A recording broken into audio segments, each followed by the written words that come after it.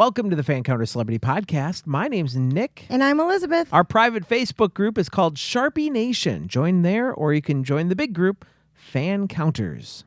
You can always get a hold of us by emailing us at hello@fancounters.com. And we know you're already listening to the show, but please give us a 5-star review on whatever podcast app you're listening to. And I don't ask for many things in this world, but I am asking you right now, please tell a friend about Fancounters. Help spread the word, because guess what? I barely have time to put the show together. I barely have time to post on social media that there is a new episode. There's no way I have time right now to advertise the show and wherever it goes. But y'all are listening. This is why I said don't get that job. I know, you keep telling me that. I know, because it's really cutting into my day. I have to tell you something funny about that job. So today I was entering in dead people again. I'm sorry, what?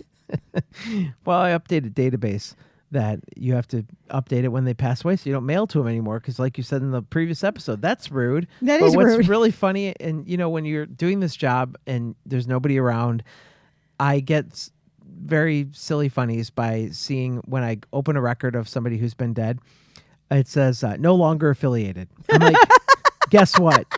In a whole new way. No longer affiliated with anyone. So, yeah, that's happening. So please tell a friend about Fancounters. We're growing rapidly, and it's because you guys are the best fans ever, and we appreciate you very much. Today on the show, we've got a wonderful guest. You know that I'm a sucker for these Hallmark movies, for these Lifetime movies, the ones that you can start out watching, and you kind of know where they're going to go in the first 5 minutes. Yes. Well, I can't say that this particular movie we're going to talk about today is like that, but it did just get released a month ago in February of 2020. It's called Her Secret Family Killer, and we're going to talk to the star, one of the stars of the film. His name is Matt Shevin, and he's going to tell us about some stories. He's got a lot of projects that I'm sure you have run into. He's been on The Tonight Show with Jay Leno, Jimmy Kimmel Live. He's done projects with Tyra Banks and Adam Carolla. I could name drop all day, but why don't we just bring on Matt to tell us himself? Coming to you from nowhere near the entertainment capital of the world, this is Fancounters with Nick and Elizabeth on the Podfix Network. There was this mob of people, and they're screaming my name. Crazy fans. Stop following me. Don't come around my house. If you do, the cops are going to be at yours. If I'm having dinner with my wife, don't sit down at my table. Don't follow me into the bathroom. Can I take a picture? We're going to, oh my God. I think this guy wants to fight me. Ended up being a fan. I'm the only one that's ever been on Sam Jackson and lived to tell about it. Well, guess what? I have a big surprise for you. That's why we call it Fancounters. I don't think you're going to last on the air very long. Matt Shevin, welcome to Fancounters. Thanks for being here. Hey, it's great to be here. Now, we talked about in our opening that Lifetime released a brand new movie last month called Her Secret Family Killer, and you're one of the stars of the film. And the movie uses something that I'm surprised we don't see more often. They use genetic testing kits to give us a little frightening scare. So tell us a little bit about the movie. Yes, it takes place in a sleepy town. I play a sheriff, and there have been some murders committed. And yes, that is an interesting new aspect. I think you're right. That should be used in more films is that genetic testing plays a role in trying to find the killer. So it's a nice thriller with some twists and turns, and you'll kind of be hanging until the end of it to find out who did it. Have you ever done a genetic testing kit before where you get all the ancestry of yourself? I have. And what's crazy is, for real, after this film came out, there's some dysfunction in my family. My first cousin matched with me on Ancestry.com and found me last Thursday. Oh my gosh! So it was a very surreal moment that came after right a few days after the film first aired. Did you not know your cousin? Is this like a new person? I knew there may be a cousin out there, but there's some strange dysfunction a generation before mine, and so I'd never really conversed with this person, but she seems very sweet, and we've been talking. Yeah, so, yeah. Isn't that weird? Isn't that a nice thing to break on your podcast? No, it's weird because if you're a listener of ours, you know that my children are adopted, and we have done the genetic testing on our kids, and they happen to be siblings or half siblings. They share the same mom, and I can see on their test first cousins, but but I'm not telling them. Like we're not going to go find these people. Right. Yeah, so far she seems very sweet. We both have an affinity for large dogs. I have a pit bull, and she has 3 big dogs. Oh, wow. But also, you know what's great? It really does prove that that they are very accurate, these tests. Yeah. And so it's pretty astounding. So Lifetime movies can be a little predictable, and the challenge is not to give away too much too soon. Do you think Her Secret Family Killer did well in keeping the suspense going until the final minutes? I'll put it this way. Friends of mine, very manly guys who think they shouldn't be watching Lifetime, but I think Lifetime is fantastic. One actor friend of mine said, you know what, I sat down with a bunch of friends, we're going to watch, and just think, you know, we'll fast forward through to Matt's sections in this, and then they all of a sudden scolded him and said, no, we want to watch this. This actually really happened. My friend Ben, they wanted to watch the entire thing. So Okay. it's this one I think is very originally written, really well put together. The crew is great, the director's phenomenal, and it was just edited really well with great twists and turns, and the music, and it really, I believe, did its job, which was to, you know, conceal the killer to the very, very end. I don't know if Lifetime's anything like, you know, I know if you star in like a Disney show or something, you pop up everywhere on ABC shows and Disney and all that. Does Lifetime have that too, where like once you break in and you get in a Lifetime movie, they're casting you for other projects? Yes. Brooke Nevin, who plays the big lead in this movie, is almost, she's sort of the queen of Lifetime. She's been in many movies for them, and she's directing one now. So yes, I believe it does lead to more work, and they really, it is, I guess, in a way, it's a nice community of people that they bring the cast back together, they bring the crews back together, and I'd love to work with them again. They were great. Now, you grew up in New York. After college graduation is when you chose to move to Los Angeles. So does that mean that your family support system is still in New York? I'm lucky. I have an older brother who lives here in L.A. by me. He's not in the business, but he is married with kids, so I have family here. And then my mother and younger brother are back in New York. So yes, I'm very blessed to have my brother here. What now? Was he there before you moved, or did you guys go out together? He was here before I moved, and that's a very good question because it really helped my move out here because I basically just was able to plug into a circle of friends, and even though I think I was always wired internally to live out here, I really love LA. It did make for a much easier transition to come out here and suddenly have these like 20 friends that looked out for me, and we all went out together, and it was really nice. And how long did it take after you moved out there to finally get, say, your first break or your first role? I mean, how much hustling did you have to do before that happened? You know, it takes some time in this business. There's a theory that it takes 10 years for that to happen. It didn't take me that long. I started doing commercials pretty soon after I got here. I had a very nice affinity for that. But then, you know, the build to get to like this, the Lifetime role is the biggest role I've had. And you sort of have to be very patient and persistent and hang in there. But I really believe that everyone who wants it bad enough makes it. I tell it to any young actor, come out here, hang in there, and anyone who really, really wants it, you'll make it. We've recently talked to a couple of guests who haven't really waited around for their big break to come because they're creating their own projects to star in. And you did that with the award-winning film The Beneficiary, where you wore 3 hats, the writer, the producer, and the actor. Did you find it difficult to bring that project to fruition? Cost me a lot of money, but but I really believe in investing in yourself. Yes, it's difficult in that it's a lot to do all at once and act at the same time. You're getting asked a million questions on set. That's the practical part of it. But I think in general, it is really smart to create your own luck and to create your own roles rather than just wait in line for auditions to come. So I would, especially nowadays too, where it's a lot cheaper to produce work, I would encourage everyone to make their own stuff and make a lot of it. You know, you could make 100 films or 100 pilots even, and maybe 6 of them are good. That's 6 good pieces. And also you can write yourself a role. That's the best role you ever had. Right. And so give yourself everything you want. You know, utilize your skills. I also just wrote and produced a sitcom that I star in, and the same thing, wearing the producer hat. But I think it's the best. It's the most fun I've ever had with shooting that because I get to play this really funny part. Yep, I've got that on here. I'm looking real quick. I found that sitcom. Yeah, it's called Hucksters. It has not seen the light of day yet. I want to make 2 more episodes, and then I'll sort of package it together and pitch it to networks.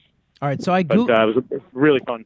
I Googled Huckster, which means, because I had no idea what it was even referring to. So is it close to the definition? It says someone who sells small items door to door. Is that kind of what this show is premises?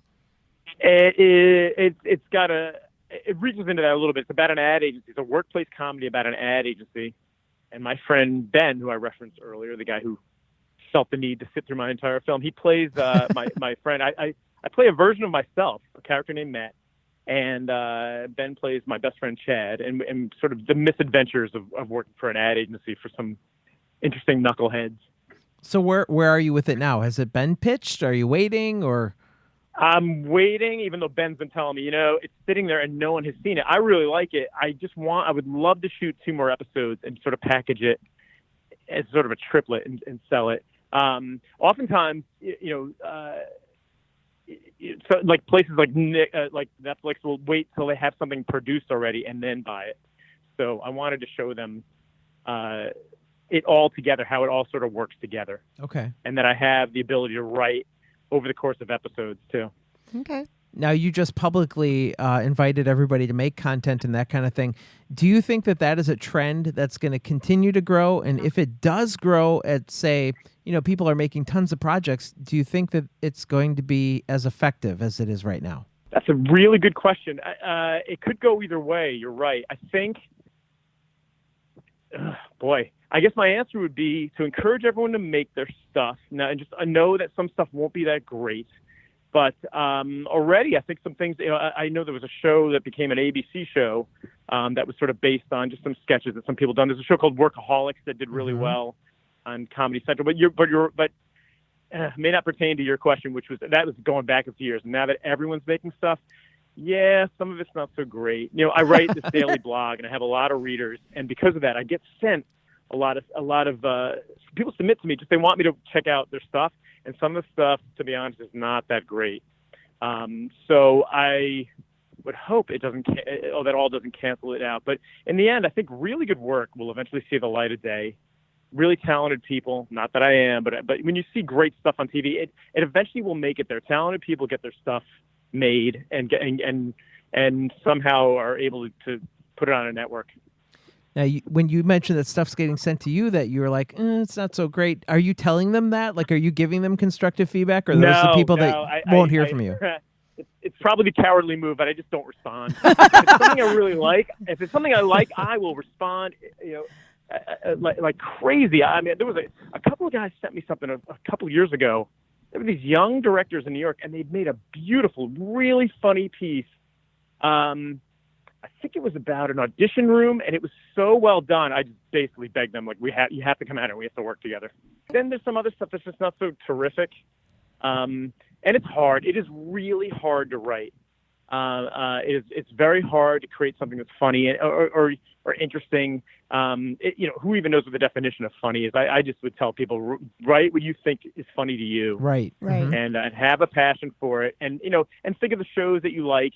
And sort of, if that's your style of comedy, just stick with it. So the name of our podcast is Fancounters, and we would really like to hear some of your experiences that you have had that have been memorable to you in encountering your fans. When the movie aired, there was definitely a surge on my Twitter feed, and I even had people that I've known from like years ago, from like a previous life, almost text me and say they'd seen it on TV, which was really nice. I played a role on Bold and the Beautiful, the soap opera, and my mother just happened to be in a doctor's office in the waiting room and told the nurse, "Could you please put on Channel 2? I think my son is on TV." And so that's always sort of fun and interesting. And then, I'm also just getting hits. My hometown, I grew up in a suburb of New York City. I'm just there seems to be some surge of people following me there, and I was written up in some local online sites and newspapers. So that's been really interesting and really fun. Being in New York City, there's a lot of opportunities for acting, especially on stage. Have you taken, did you have that opportunity to be on any type of on or off Broadway shows, or where did you start your acting? Not New York. In LA, yes. I was in I did some work here. There's a big theater in Pasadena. I did some work there. It's a different style of acting. I have a lot of respect for it, but LA is really TV and movie and commercial based. So, but theater is definitely, what's great about the theater is anything can happen. Also, you have to be there on time. You'll be stuck in traffic in LA, and you have to be on that stage at 8 p.m. or else. Mm-hmm. And but yes, I think it's all really interesting. It's tough. Theater's not as big out here. I don't know the specifics of it, but there is some sort of tax loophole that so most theaters out here are not what they call 99-seat theaters, or like black boxes, I think. And right. So they're small. And so that makes them less accessible. It doesn't look as professional, which is unfortunate because some very talented actors.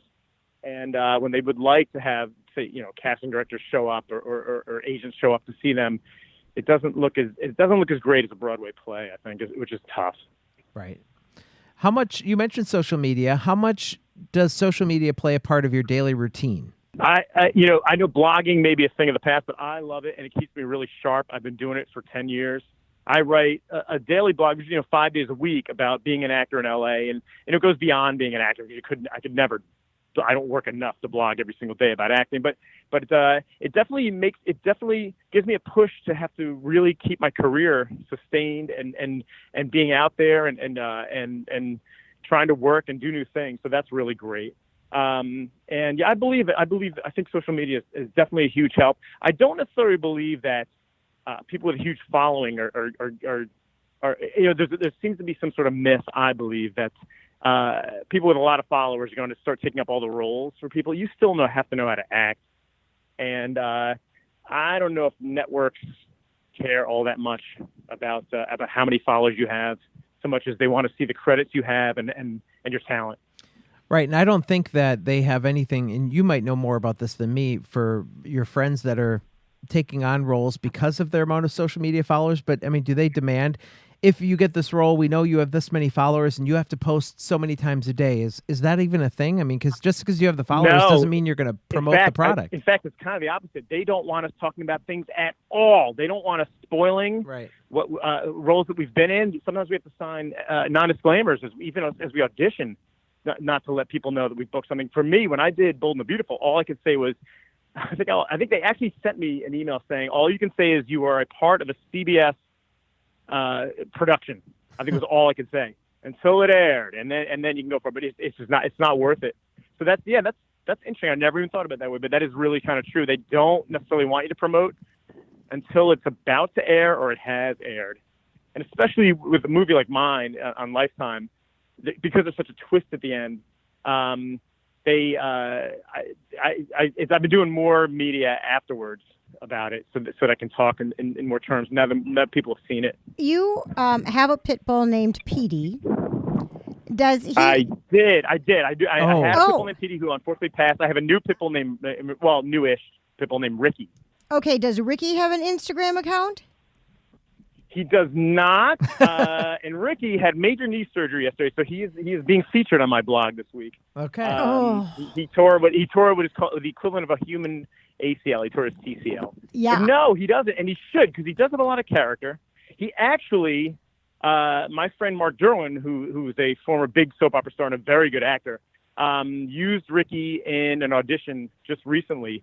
It's called a self-tape. We recorded an audition at Mark's house.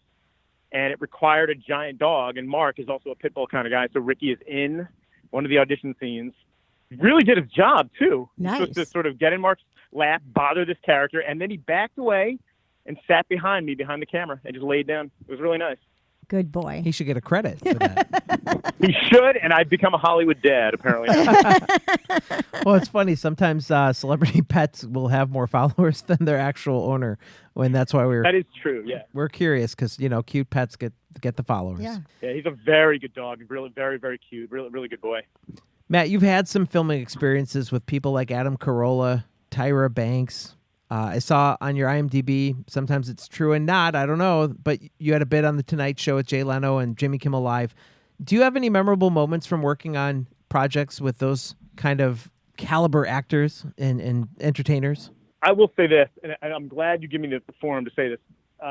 Jay Leno is the nicest man ever. I've worked with him twice. Without getting into details, like both times he had every right to be like a cranky star. Like we were interrupted in the middle of a shoot, or he asked if could you guys just keep it quiet while we get this done, and someone might burst in, or they weren't moving fast enough. He is the sweetest person. Genuinely nice, genuinely would never yell at anybody, and I very much appreciated that. Jimmy Kimmel is hilarious and very generous. And who else? Adam Carolla. I love his podcast and I listen every day. He is all business on set, though. It's interesting. Okay. And so, but a real pro, a hard worker.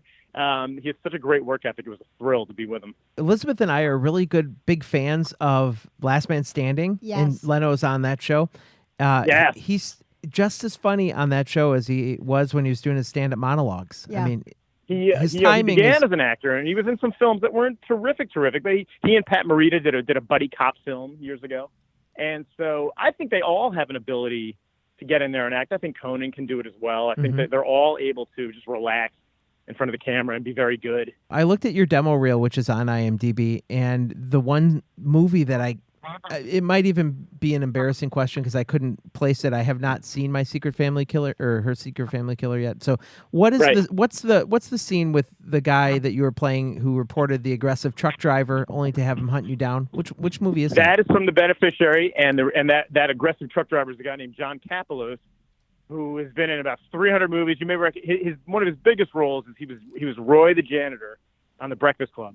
Oh, and wow. Okay. And so that's who I'm reporting, and that is from The Beneficiary. He was also directed by a guy named Ted Melfi. Ted Melfi went on to direct Hidden Figures, and he's become a big Hollywood director. So yes, that was a lot of fun. That scene, Ted was able to get this. The director. We shot with the 210 freeways, busy freeway during rush hour, but we have CHP officers in front of me and in back of the car. I was doing 120 miles an hour. Oh my God! Like sort of performing that own stunt, and the cops just sort of like just clearing space for you to do it. It was so much fun to do my own stunt like that, and riding behind. It was like a tiered truck that has sort of like stadium seating with the director and the crew in front of us shooting that. It was beautiful. And they're driving that fast as well, obviously.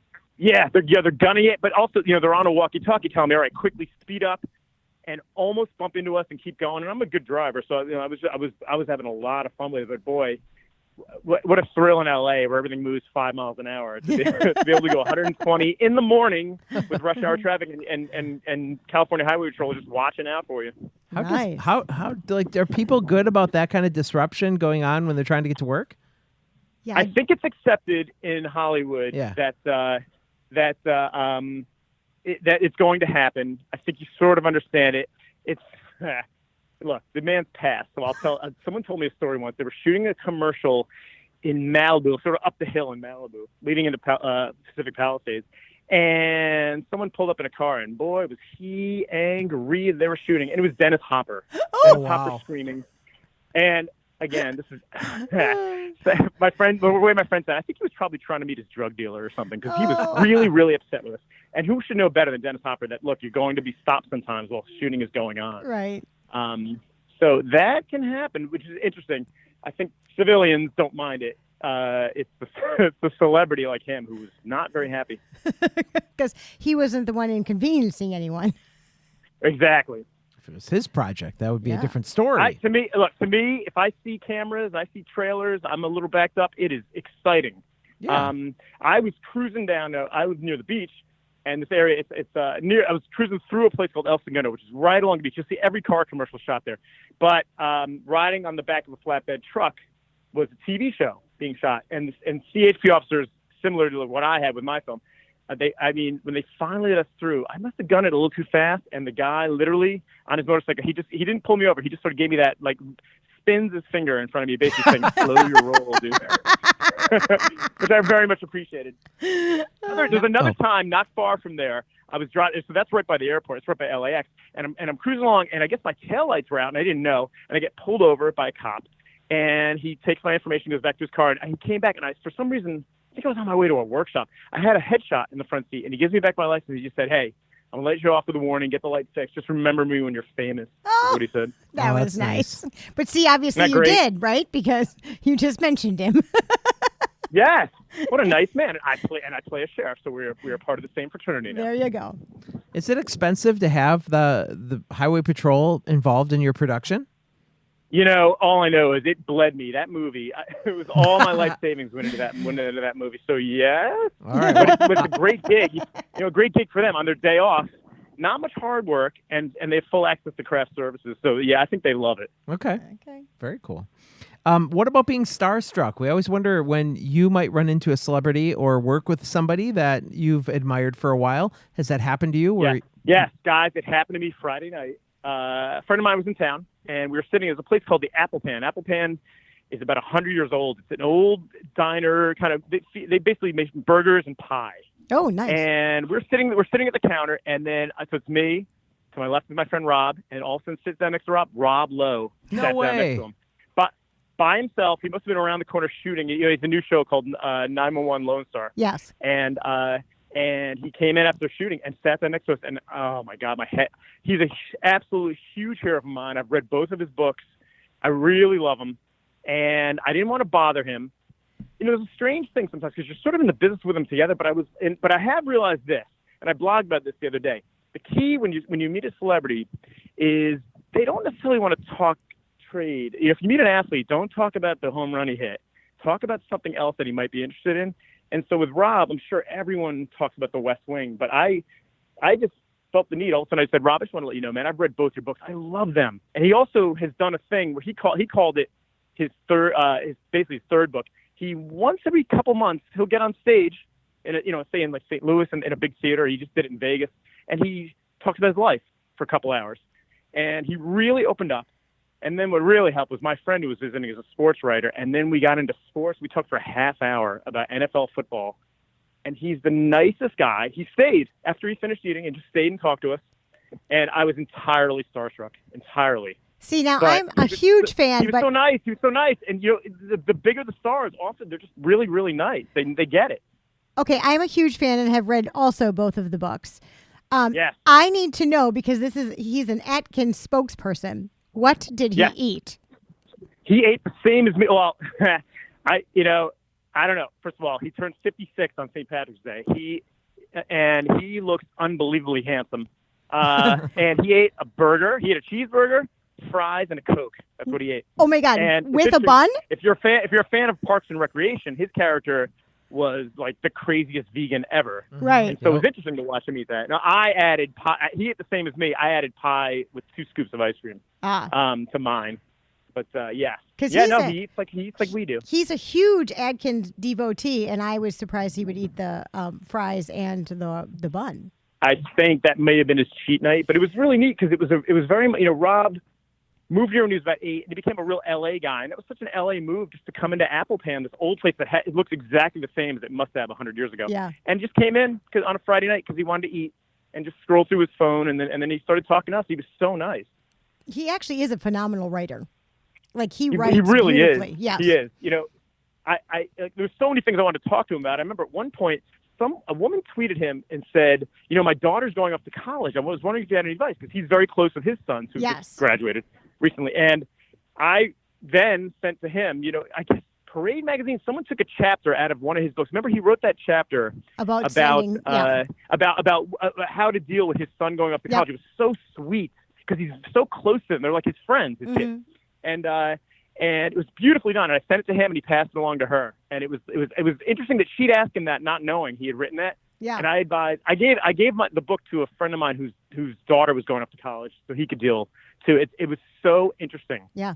It was very, very thoughtful. He's a very, very thoughtful, very smart guy. So I will be in Los Angeles in July. I'm going to do some shows in person with some guests and that kind of thing. But what place should I not miss? Like, do you have a recommendation, either a restaurant or a place to see? What are you impressed with? My favorite restaurant in LA is called Son of a Gun. It's sort of shabby chic. It's owned by, there's a couple of guys that own a few restaurants in LA, and I just love that place. They're fancy enough that you can't change the order on the menu, but they make the best chicken sandwich you've ever had. It's a deep fried chicken sandwich, piled, like 6 inches high with coleslaw. Nice. And then the dessert there is called, I believe it's called an Italian burger. It looks so much like a regular hamburger. Basically, it's chocolate ice cream with a brioche bun on it. And I was there on a date, and we were just looking at it like for like 5 minutes, thinking, is that dessert or not? And it turned out now it is. So that's a great place to go. Where else in LA? You know, I think it's just a terrific town. In terms of where else should you go?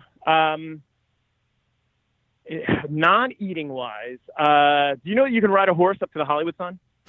No, I did not know that. Yeah, you can. You'll have a leader, and you get a horse. And dude, I'll go with you. I haven't done it, but I would love to. Oh, that sounds fun. You can ride a trail of horses up to the Hollywood sign, which is, I don't think it gets any more old LA than that. And so that's a really interesting thing. I don't believe there's a new Academy Awards museum that has been pushed back. The opening, I don't think it'll be open when you get here. Okay. But they are building this beautiful place up in sort of West Hollywood, Beverly Hills. Okay. And where else would I tell you to go? Well, I mean, look, there's some great museums. There's LACMA, which is the LA County Museum, which is excellent. The Getty Museum is up on a hill, just with the best view in LA. It's just amazing, and always some interesting things going on. There's a really creative, very, very positive town. So there's always something interesting going on. Those are good suggestions. Thanks. Nice.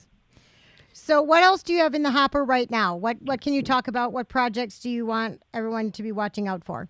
I'm on the verge of shooting 2 more episodes of Hucksters, and I'll let you guys know how that turns out. Excellent. And no, other than that, just back to being an auditioning actor is where I go from here. Okay. You do have a great blog. We're looking at a picture of your poor puppy right now with his leg wrapped. with the leg. It's his second time. It was the left leg last time. It's the right leg this time. And I'll tell you, I'm not a parent yet, but this is the most parental I've ever felt, is picking that dog up, 96-pound dog. They let you come in the back, and with no humans allowed. I have to pick him up and put him in my car, and he's whining and confused. But he's so tough. He looks so sad. Yeah, he's so tough that he just wants to go outside. Like he can walk on 3 legs. He just wants to go outside. Yeah. Oh.